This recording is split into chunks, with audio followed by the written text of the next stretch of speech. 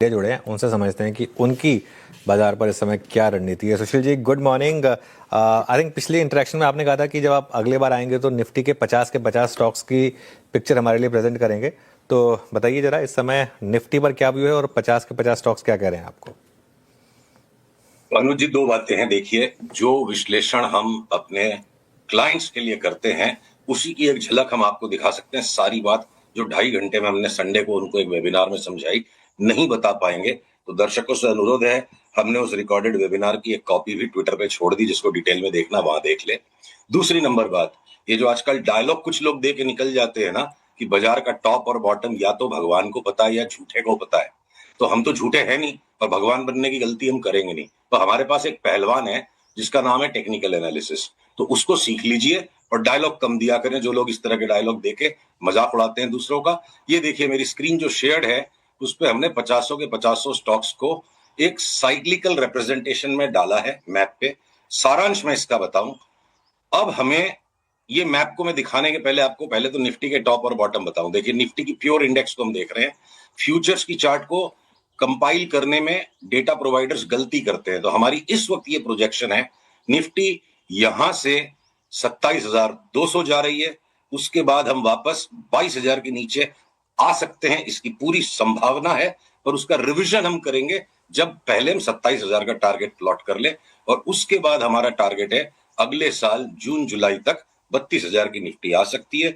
इतनी जानकारी को चार्ट से प्राप्त करने के लिए सिर्फ चार्ट को पहलवान मानने वाला एक काम कर सकता है, झूठा भी होने की जरूरत नहीं और भगवान बनने की कोशिश करनी नहीं है। अब हम आते हैं करंट प्लॉट पे, यहां से जो 27,000 की चाल निफ्टी की है, और देखिए अलग अलग बास्केट्स में जब स्टॉक्स अपनी अपनी साइकिल से शिफ्ट हो जाते हैं, कुछ स्टॉक्स ऑलरेडी 32,000 की या 29,000 की चाल शुरू कर चुके हैं, कुछ स्टॉक्स सिर्फ 27,000 तक की चाल को फॉलो करेंगे, और जब निफ्टी वापस 23,000 की तरफ आएगी वो 21,000 के जितनी डैमेज दे देंगे। तो मैं उनको एक्सप्लेन करता हूं। डार्क ब्लू के पैच में ये जो स्टॉक्स हैं, ट्रेंड हमें लगता है डबल हो जाए चार्ट पे, तो उस संभावना के प्रति खुले रहना चाहिए। ग्रोथ कम हो गई है कंपनी की, इसीलिए भाव हुआ है, भाव बढ़ेगा ग्रोथ भी आएगी। और ये बाकी के जितने भी एशियन पेंट्स, आईटीसी, एचयूएल, ये हमें सब के सब 50% यहां से बढ़ते दिखते हैं। एचसीएल, टेक महिंद्रा भी 50% की श्रेणी में है। हम 2-4 साल वाली बात नहीं करें, सब अगले ट्रेडिंग राउंड में। और ये विप्रो, टीसीएस, इन्फोसिस, इनको हम 25 से 30% के रिबाउंड में गिनते हैं। मारुति जो पिछले हाई पे सबके चेहरे पे विस्मय सा था और हमारी चार्ट कह रही थी ये 14,000 आ जाएगा, अब वो आ गया है। सिर्फ इसलिए नहीं, अब चार्ट पे वो पैटर्न्स हैं कि मारुति वापस नया हाई मारेगा, टाटा मोटर्स और मारुति दोनों यहां से 50% बढ़ जाएं, तो ये हो गए लॉन्ग हॉल, बड़ी चाल निफ्टी पे पैदा करेंगे। और जिनको इंस्टेंट गेन, इमीडिएट कहां दांव लगाएं, जो ट्रेडर्स हैं, तो बीपीसीएल पे जो संकट मंडरा गया था कि क्रूड 110 के ऊपर चला गया, वो क्रूड की चार्ट टूट गई है। बहुत स्ट्रॉन्ग कॉल है हमारे यहाँ कि अब तेल का तेल निकल जाएगा। तो ये बीपीसीएल सबसे पहले न्यू हाई मारे और उसके बाद फिर वो एक कंटिन्यूअस करेक्शन में चला जाए, और अगला न्यू हाई का जो दौर आए कि भारतीय, ब्रिटानिया और आइशर ये अपनी अपवर्ड साइकिल में एक माइल्ड करेक्शन देके ही रुके हैं, तो सबसे पहले ये न्यू हाई की तरफ बढ़ेंगे। भारत इलेक्ट्रॉनिक्स जो है 10-12% का करेक्शन देके वापस ये भी न्यू हाई की तरफ बढ़े। और सस्टेन्ड स्पेक्यूलेशन तभी करना चाहिए जब कोई स्टॉक हायर बॉटम बना रहा है।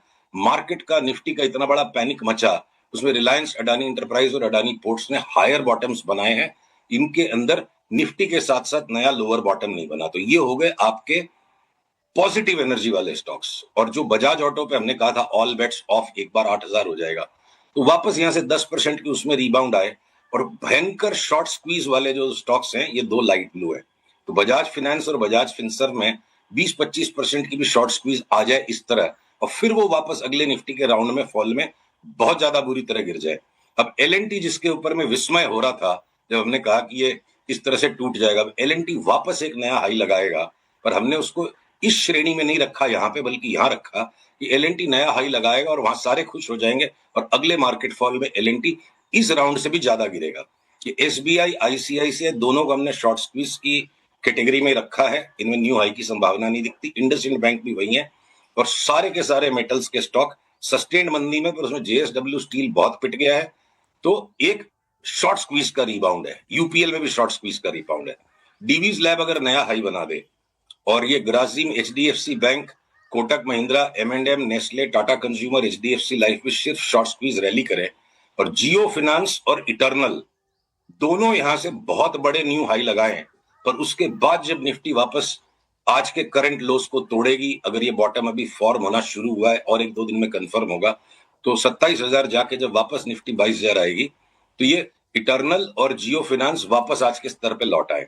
अब बचे आपके खाली जो थोड़े लाल वाले स्टॉक्स, तो डॉक्टर रेड्डीज, एनटीपीसी, टाइटन में भी 15-15, 20-20% का करेक्शन खेल लो। हीरो मोटो और टाटा स्टील में एक छोटा रिबाउंड, उसके बाद ये सस्टेन डिक्लाइन में भी है। लगता नहीं कि इस बार 27,000 की तेजी में पार्टिसिपेट करेंगे।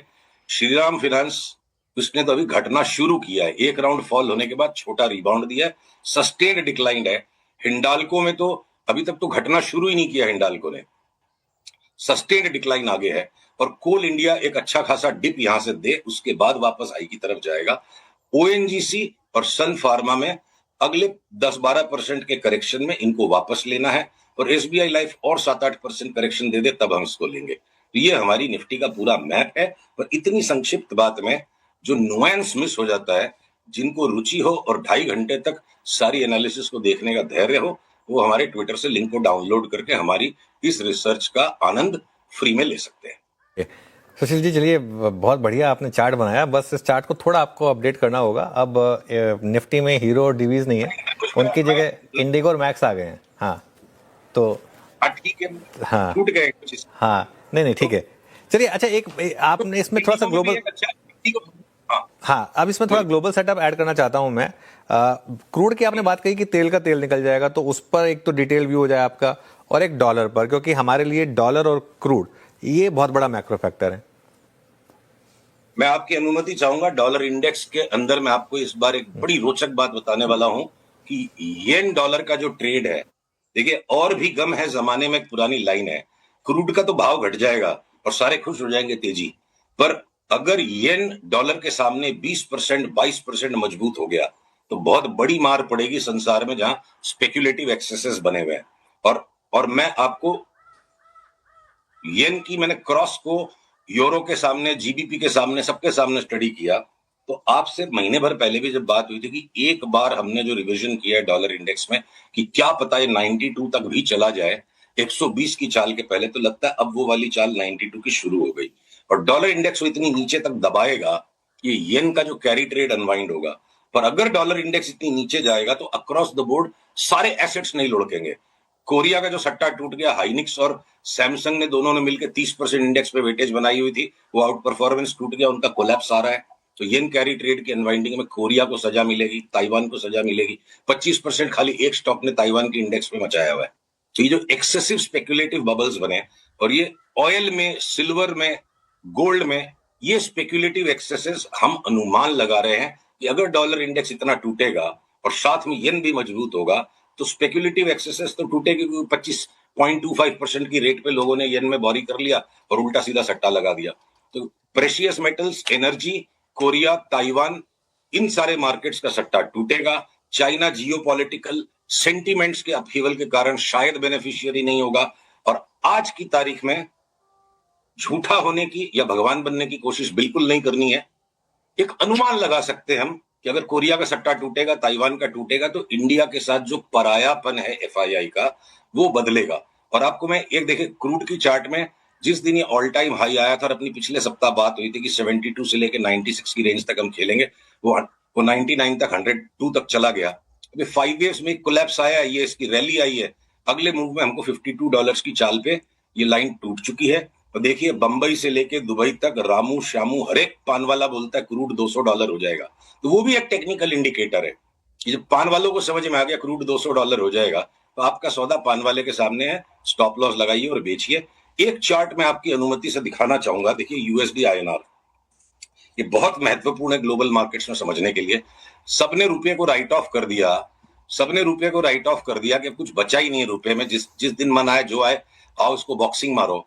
आप ये देखो, रुपए की चार्ट में मोमेंटम साथ नहीं दे रहा है। बाजार का राजा भाव है, भगवान नहीं है, राजा बढ़ता जा रहा है और बाजार की रानी है मोमेंटम।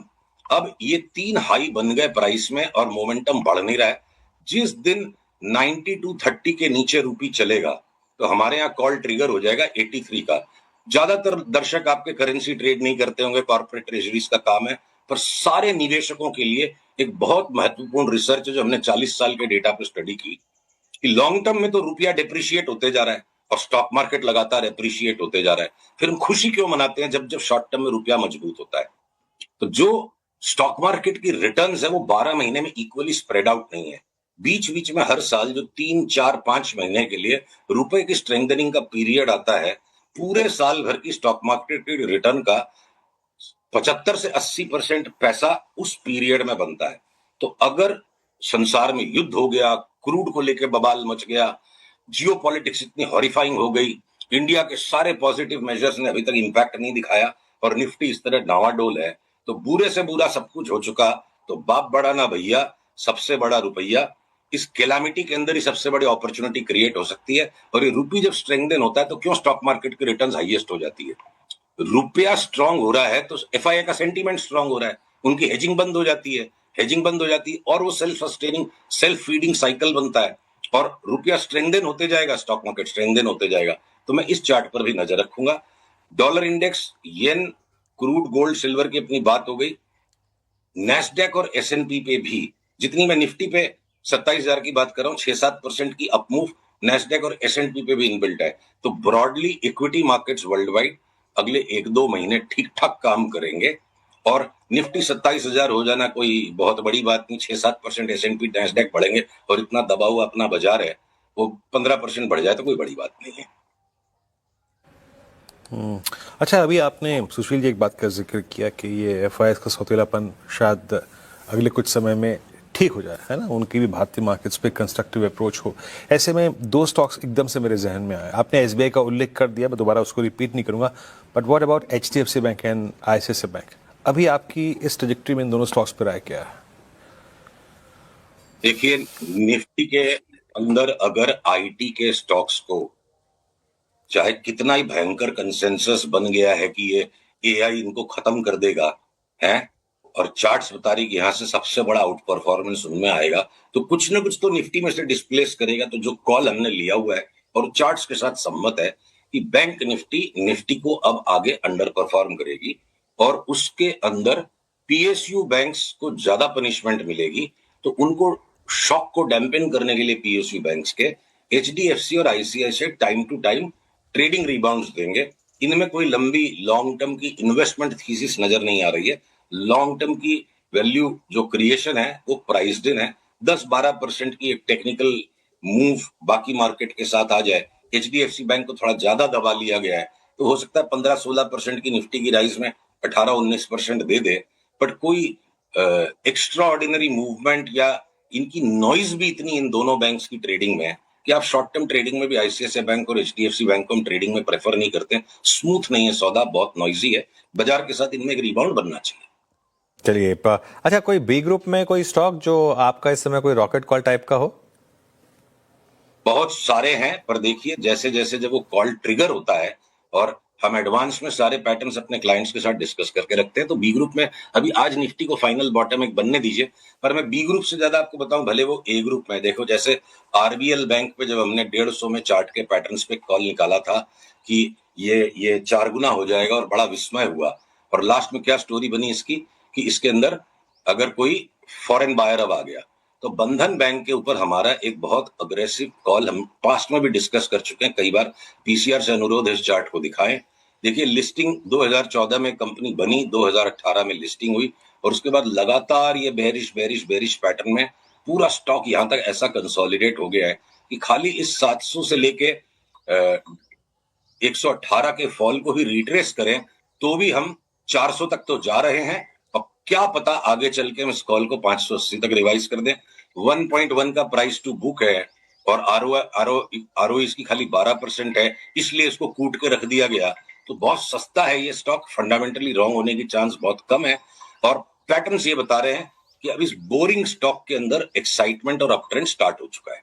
तो ये बी ग्रुप में भले ही नहीं हो, पर बी ग्रुप की तरह चाल देगा। एक बी ग्रुप पे अंतिम बात मैं आपको जल्दी से कह दूं, शायद चार्ट दिखाने का समय नहीं, वो अगले वीक दिखाएंगे। हमने जो फ्लाइट टू एडवेंचर इंडेक्स बनाया हुआ है, Nifty small cap 250 divided by Nifty, उसमें 40% तक का आउट परफॉर्मेंस अगले 6 महीने में निफ्टी स्मॉल कैप 250 में वर्सेस निफ्टी में आने की संभावना है। वो रेशियो चार्ट के ऊपर वो पैटर्न से मैं नेक्स्ट वीक दिखाऊंगा।